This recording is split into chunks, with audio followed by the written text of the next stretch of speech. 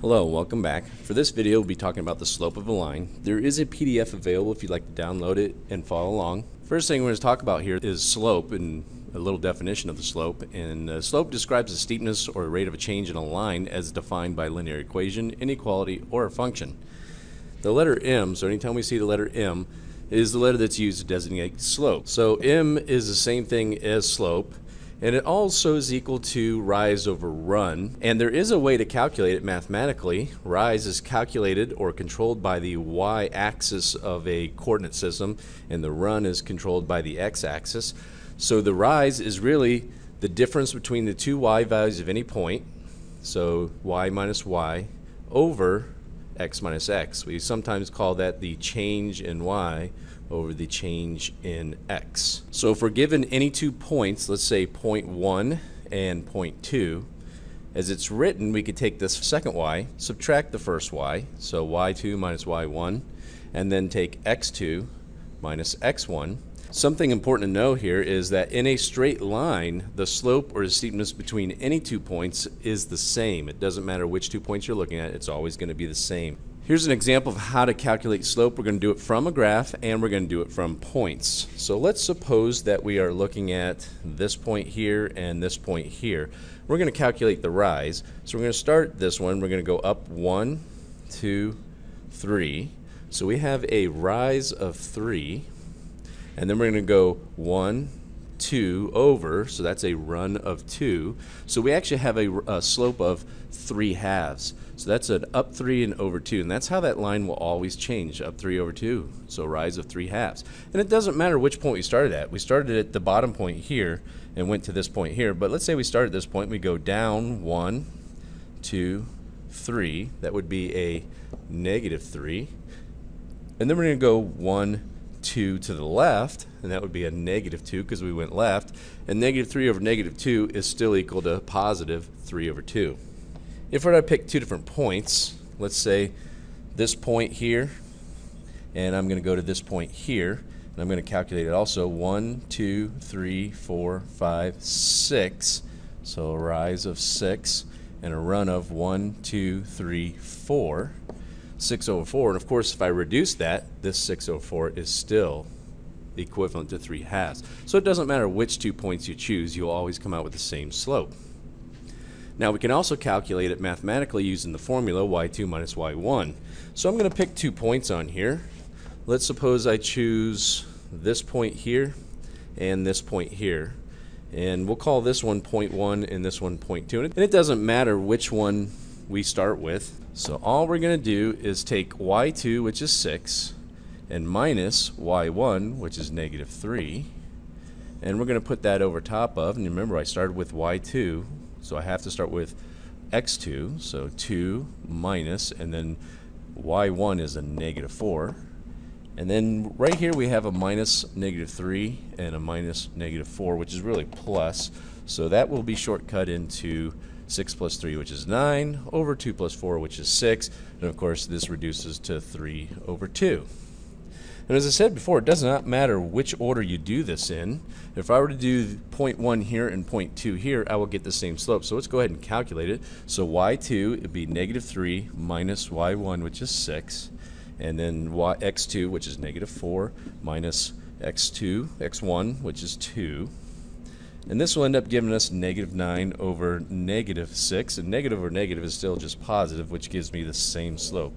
So it doesn't matter which point you start with, you get the same slope no matter what. A couple of special lines. We're talking about horizontal and vertical lines. So if we're looking at the first one, the red one here, which is the horizontal line, let's take a look at the rise. Well, the rise would be either this way or this way, positive or negative. Well, there is no rise, so we're going to call that 0.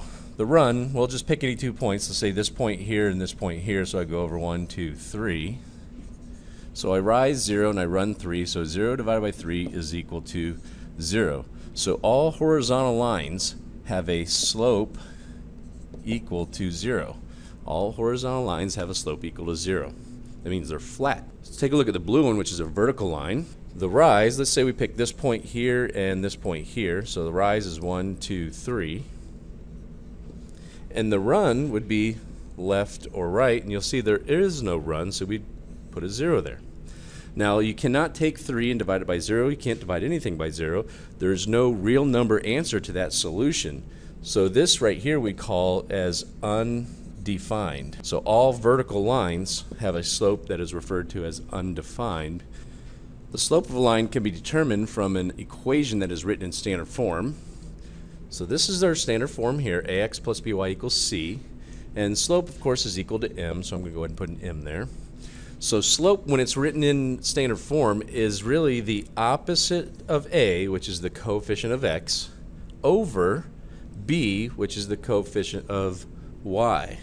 So in standard form, slope, which is rise over run, is the same thing as negative a over b, or the opposite of a over b.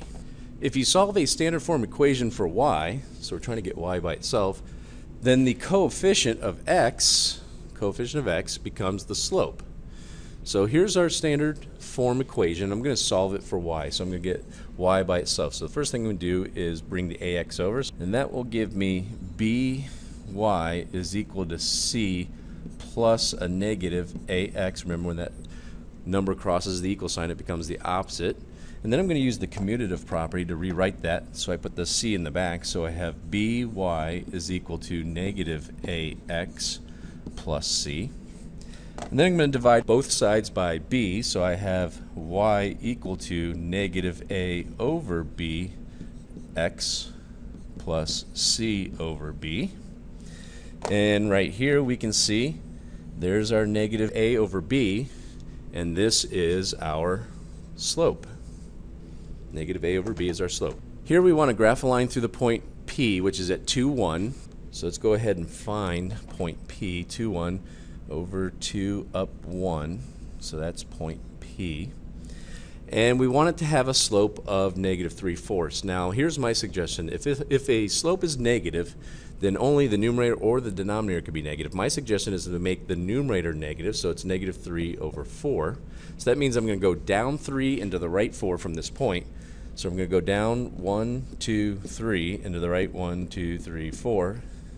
And there's my next point on the graph. And I can do it again, 1, 2, 3, 1, 2, 3, 4.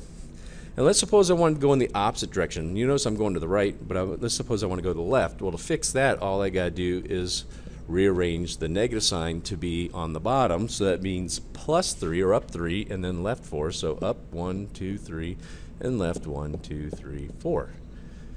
All I really need is 2 points to draw a straight line, but it's always good practice to do at least 3 points just to make sure you didn't make a mistake on the first one.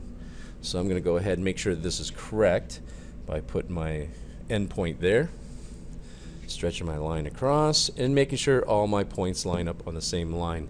And keep in mind that the line itself represents all possible solutions for that equation. And there's our negative 3/4 slope line. It's going down and to the right. In this scenario, we want to find the value of k so that the given line has a slope of 2. Now remember, slope is also opposite of a over b. And our slope is 2. They're saying slope is 2. Remember, slope is rise over run, so slope is really 2 over 1. And that's supposed to equal opposite of a over b. Well, this is my a value here, and this is my b value here. So all I got to do now is substitute a and b with those values. So 2 over 1 doesn't change, and negative, and in place of a, I'm going to put my value of a, which is k, over b, which is negative 3. Now negative over negative is going to give me positive. So I have 2 over 1 is equal to k over 3, and this is really a proportion. So to solve this, we're going to just cross multiply. So k times 1 will give us k, and 2 times 3 will give us 6. So the value of k needs to be 6 so that the slope will come out to a positive 2, or 2 over 1. Here's another similar scenario. We got to find the value of k so that the given line has a slope of k plus 1. So m here is equal to k plus 1.